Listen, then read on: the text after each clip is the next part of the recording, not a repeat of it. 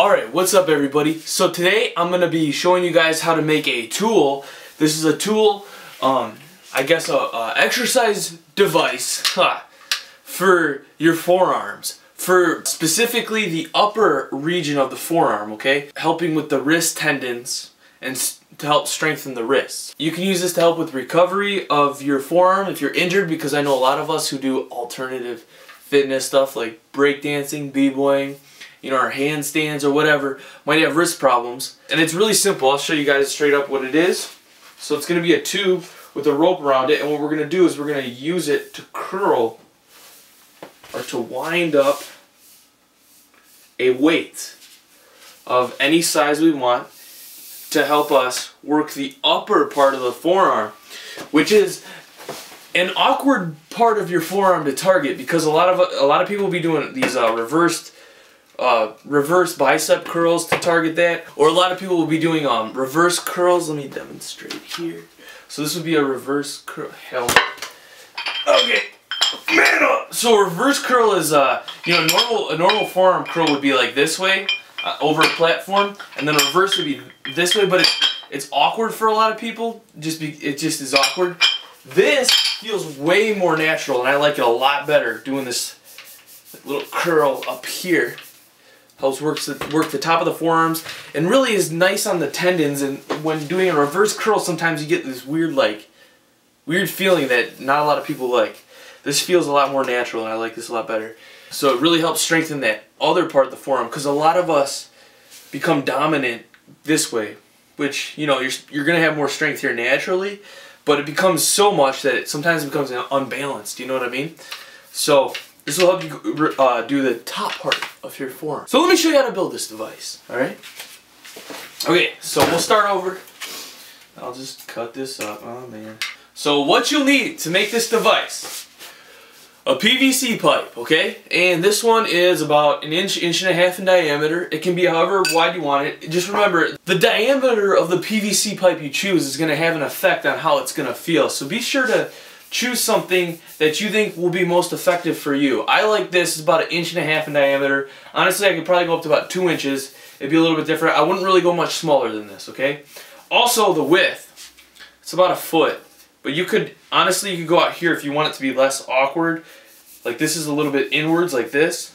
If you want it to be out here, you could be longer. So cut this however you want. PVC pipe, it's basically a plastic pipe. You can get it at your local hardware store, okay? I actually just found this laying around, so I'm going to use this. Or you can get any pipe you really want, or anything that'll work that's, you know, stable. Then you just get some rope. Honestly, I'd like this to be a little bit thicker, but I just found this laying around the house, so that's what we're going to use. And it can hold about 20 pounds, so that, you know, should be effective. And then a washer. You don't need this. This is just to keep the rope from falling back out. You could tie your rope in a knot, but I think the knot would fall through the hole. So I'm just going to use a washer, and then a weight, okay? Very easy. Get yourself a drill or something to puncture a hole inside of your pipe. You probably want to score this a little bit. That means just like, you know, mark it with something sharp so that your drill sticks in it, but I'm a pro, so I don't really need to do that.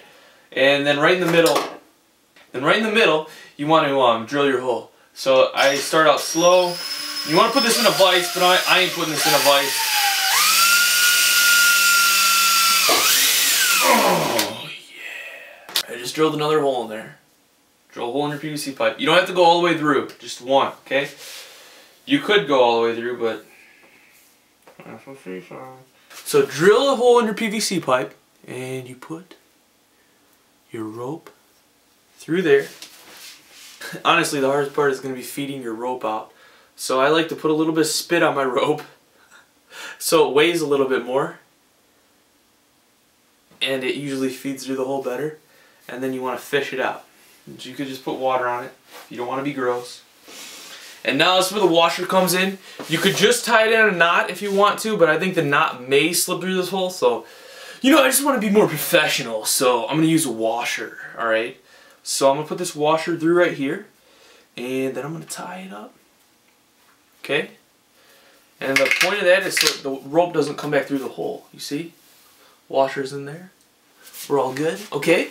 And then, it's basically done, alright? you just want to get a weight or something to tie this to, alright? So this is a 5-pound weight. Honestly, we can go up a little bit, but for demonstrations, this is good. So you want to choose something that's comfortable for you. You know, don't try and overdo yourself. Start out with something light, test it out, see how it works. Careful, don't mess around with scissors like that. We just tied it to this weight. Honestly, you could make this better and make a device to where it like goes in here and like something clips on so it's not as rigged as a knot. But honestly, you know, okay, that knot didn't work. You know, this is just some cheap rope, and I'm just gonna tie it on. I'm gonna double knot it like this so it doesn't do that again. Okay, make sure it's stable. It's stable. It's always stable. Okay, and then we're just gonna put it down right here, and your device is complete. All right. You can tie more weight to it, use less weight, and then what we're gonna do is we're gonna basically take it like this, forearms, like you're grabbing something, arms, palms down, and we're gonna curl with one, curl with the other.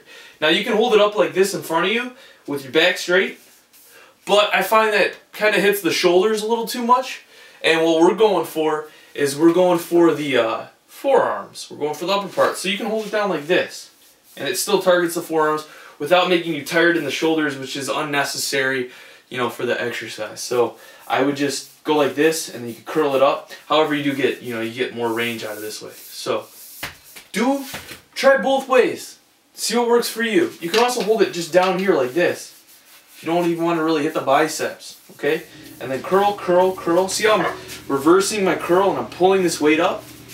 And you'll notice that it really starts to put your forearms will start to burn, and depending on your goals, now you know, all sorts of goals. If I would actually like this a little bit heavier to where I'm more tired after the first time it pulls up, because I like that more of a short burst, you know, just because I'm going a little bit more for performance, and that's what works best for me. But if you're like, you know, going for recovery, you know, trying to help those tendons get blood flow and stuff and whatnot, I would use a lighter weight and maybe do a little bit more reps to really just increase the blood flow to this region. But if you want to go heavier, I would, you know, recommend it if you think it's a good idea. And if you find it to be good for you. Because honestly, you're going to get a lot of advice from a lot of different people, but that advice only works best for them, okay? And you got to experiment, make mistakes, and find what works for you. Oh my God. This tool is great, okay? I really like it. I think it's a lot better than doing these reverse curls like that. And normally when I do this, I probably use about 10 to 20 pounds normally. It's only 5 pounds. And I do between like 3 and 5 sets. That's just me. Once again, do what works for you. Oh, I also recommend doing this at the end of a workout, because I like to do, me and a lot of people would agree that, you know, compound movements are usually good at the beginning of a workout, and then if you're doing stuff like me, like breaking or b-boying, whatever, I don't want to tire my arms out before I practice, because, you know, I'm going to be doing like, you're going to be doing chairs or whatever the heck you want, so you want to have that arm strength, and then this is a good way to maybe finish it off before you take like a day off. You know what I'm saying? This is a good way to, I like to finish with the weight training. I like to finish my, you know, exercise routine with the weight training, because I don't want to tire myself before. All depending on your goals.